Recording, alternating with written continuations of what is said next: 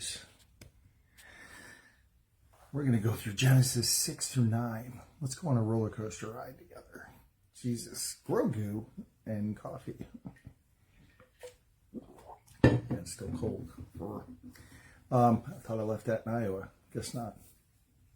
So we're going to go through a roller coaster ride between good and evil in Genesis 6 through 9. A lot happens in here. We're going to see the evil of humanity, how God handles the evil of humanity, and then, so we're going to go through a lot. So the wickedness and the judgment of men in Genesis 6.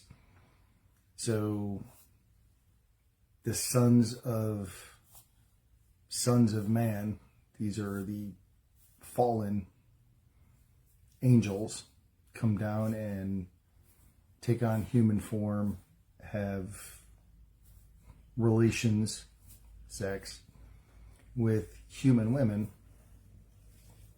and the Nephilim come into creation. And Nephilim were giants. They were great men of power. That's what happens when you take an angel and a human and combine them.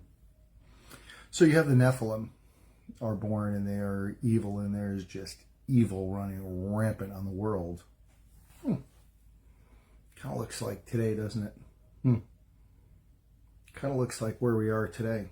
Evil just running rampant on the world. Right? God said, you know what? I had enough of this. And it's powerful when God looks at all of this evil that's happening on the earth. And God actually regrets creating man. Yeah? So God actually regretted creating mankind when he did this. The Lord said in Genesis 6:3, "My spirit shall not strive with man forever, for he is indeed flesh. Yet his days shall be 120 years." So you saw, if you go in and read Genesis 1 through 5, you see that, the men that lived prior to the flood were living like 1,000 years.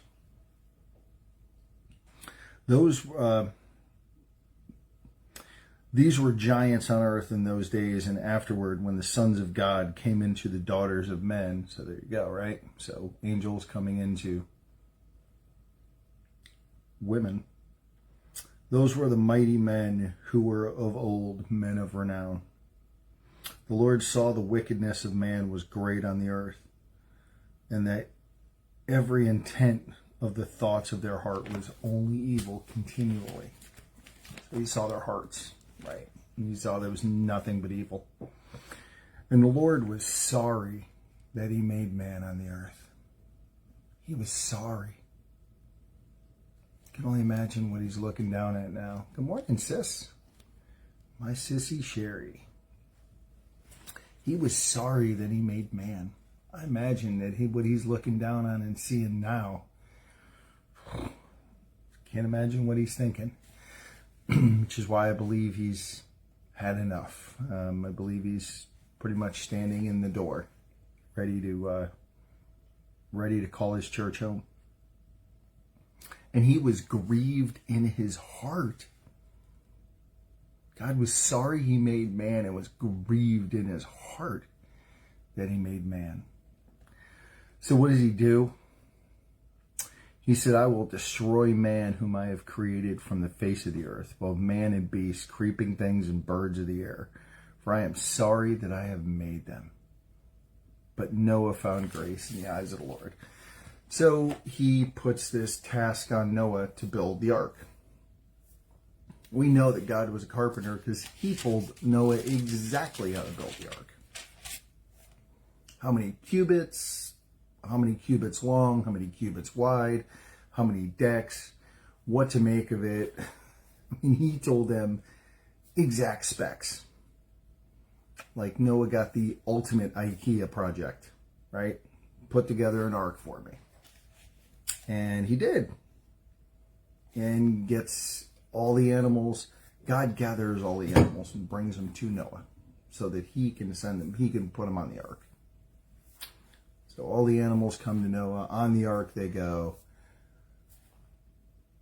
I can only imagine the persecution he took for building this ark when it had not rained ever on the earth. Up to this point, there had never been rain. So the great flood happens, right? In Genesis 7, the great flood happens. So we know that everything happened, all the creeping, and there's a misconception often.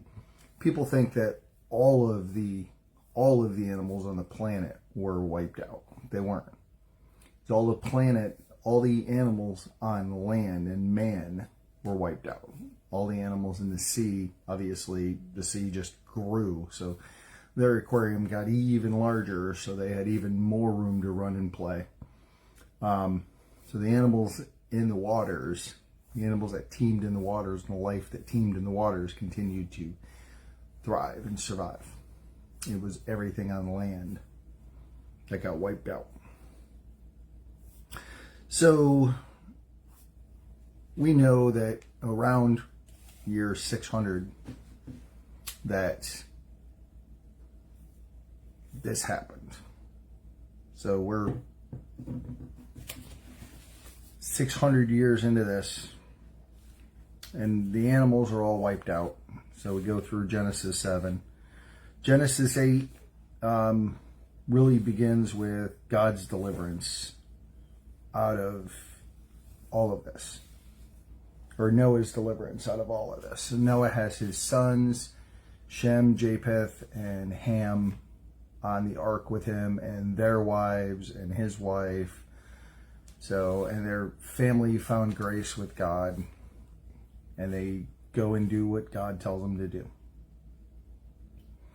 So Noah does what God tells him to do, sends out a raven and sends out a dove. And the raven and the dove both come back because they can't find anywhere to perch and land. So Noah knew that the earth was still covered with water. There was nowhere for them to land. Sends him out again. The raven doesn't return. The dove returns with a olive twig in his mouth. So Noah knows that the water is receding from the earth. And then he sends him out again, and he doesn't return because he had found a place to live and dwell, so he doesn't return. So Noah knows that he can open the ark and let the animals out. And what does God do? God implements his covenant with Noah. Implements his covenant with Noah. And he had said, go out of the ark. God told him, you can go out of the ark. Of all the waters are receded. You're good. But here's the covenant he creates with him. Noah built an altar to the Lord, right? Because he knew that God delivered him through this, all of the evil on the earth, and God's anger and wrath unleashed on the earth in the flood. Noah and his family had been delivered through that. So Noah built him an altar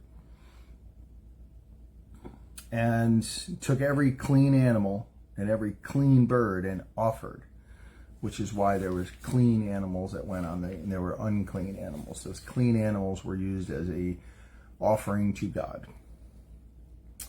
And the Lord smelled a soothing aroma.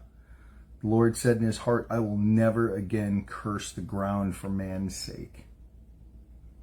Although the imagination of man's heart is evil from his youth, nor will I again destroy every living thing as I have done. So he said he'll never do it again because of man.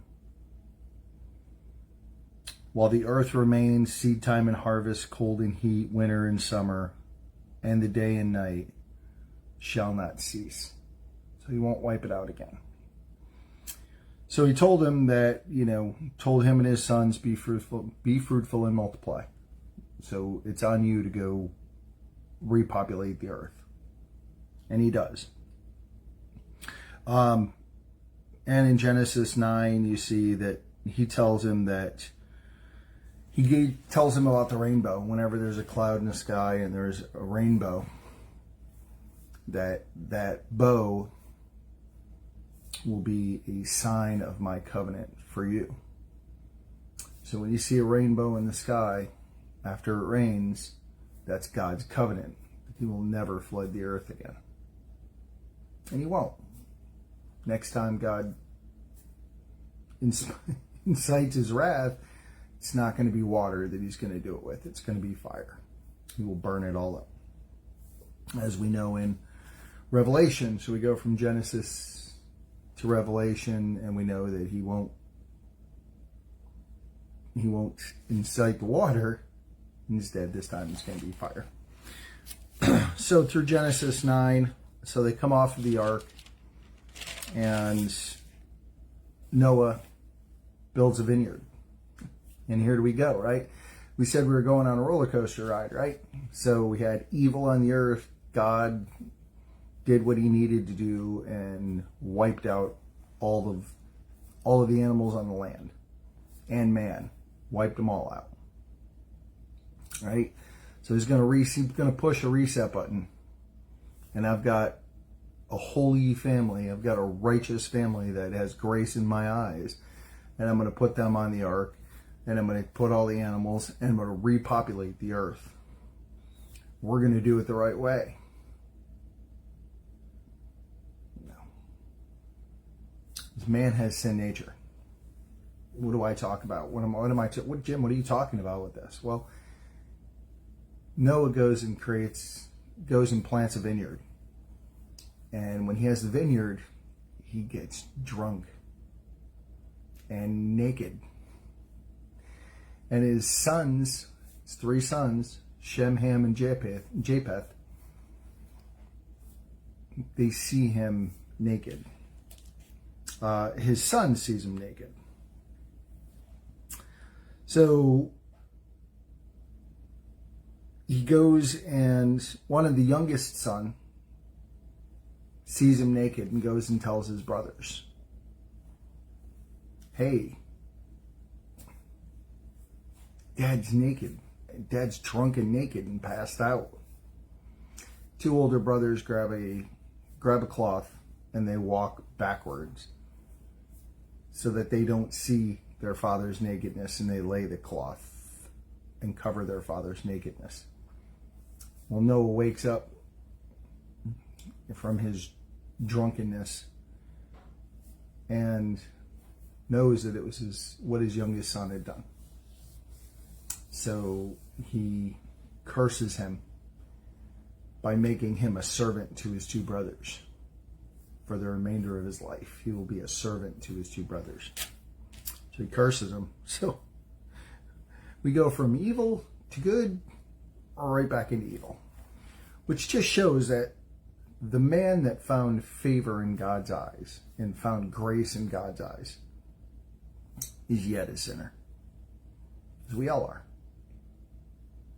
The reason I love that is because it shows our humanity. It shows our inhumanity. Really, it's just a given that humanity doesn't make us good. Humanity makes us evil at our core.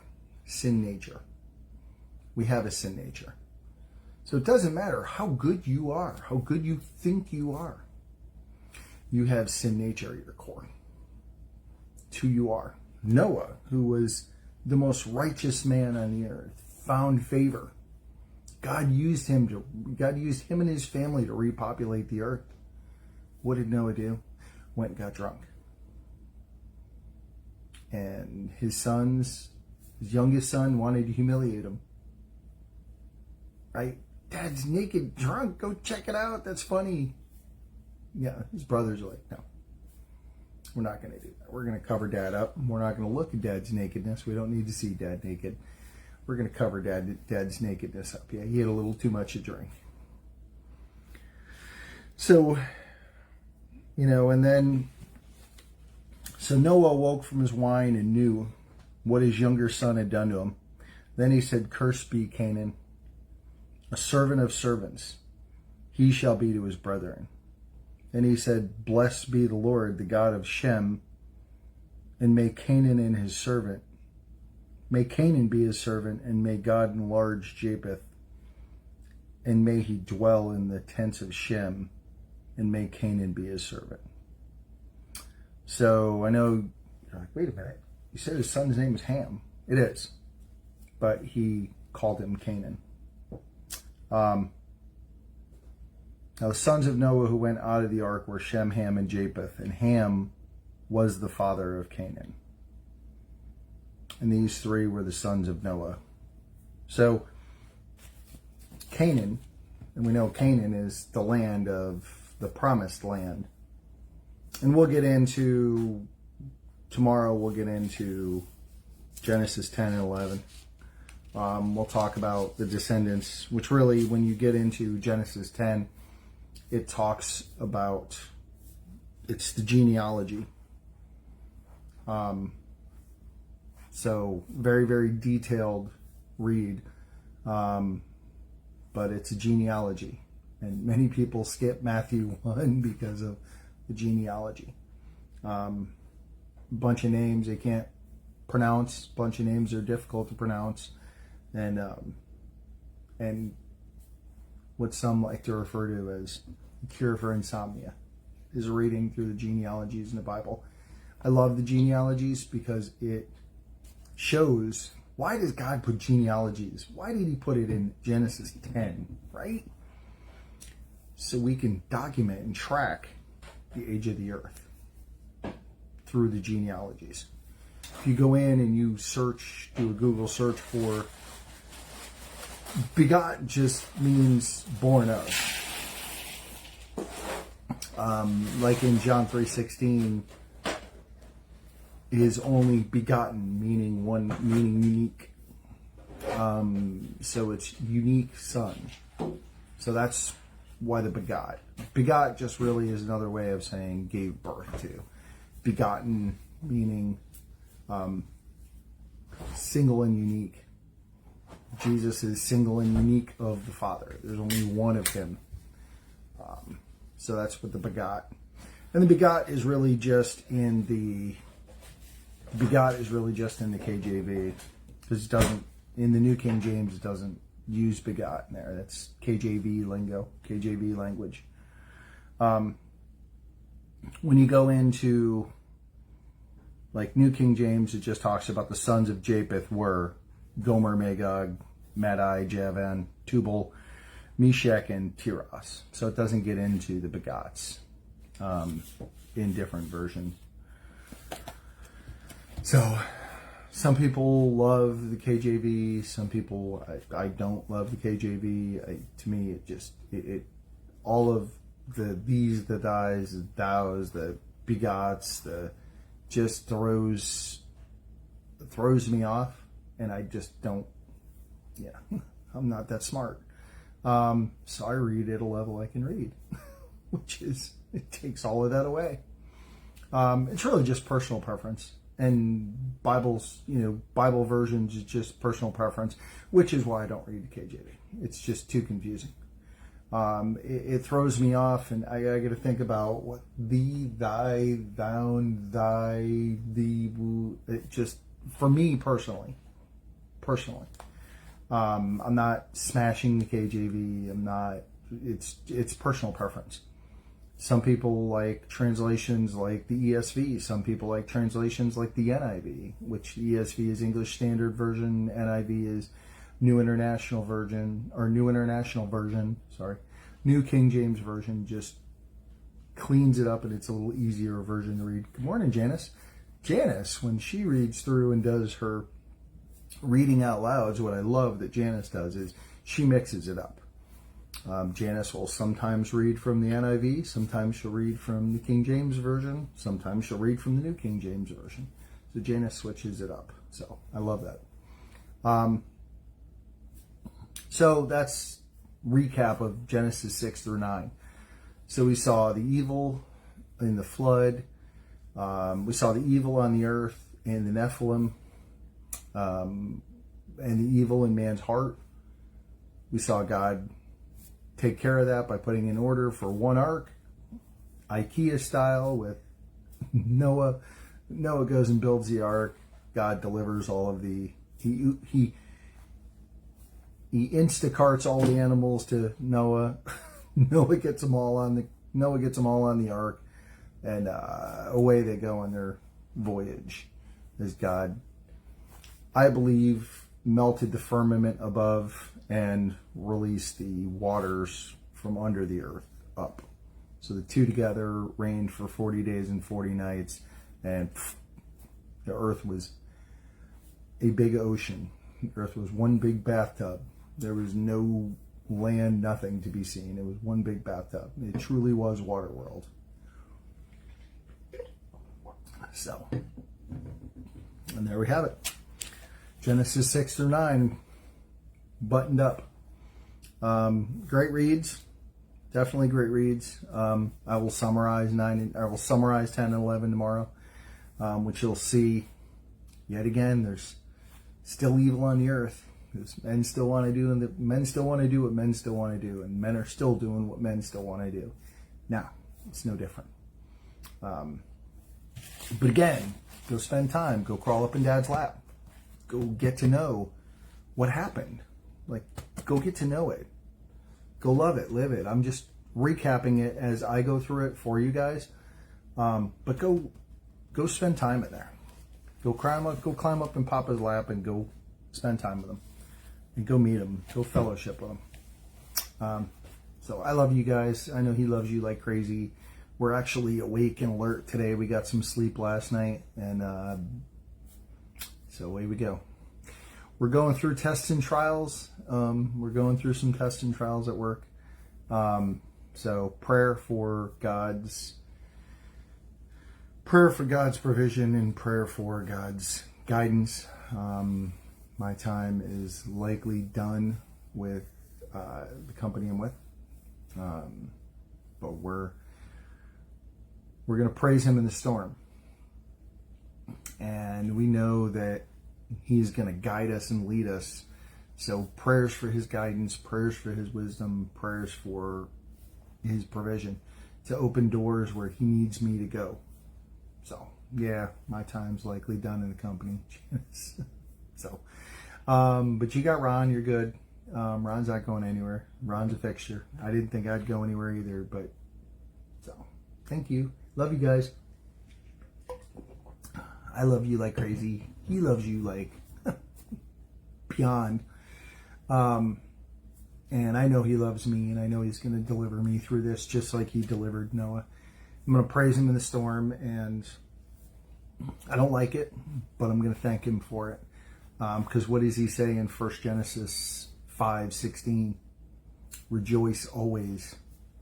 Verse 17 says pray without, or verse 16 says pray with, or 17 says pray without ceasing, and 18 says that we in everything give thanks.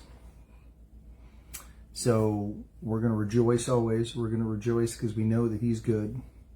We're going to pray without ceasing, and we're going to in everything give thanks. Even in the storm, we're going to give thanks. So, yep. Love you guys. We'll be back tomorrow with whatever Dad wants to talk about it. Love you guys.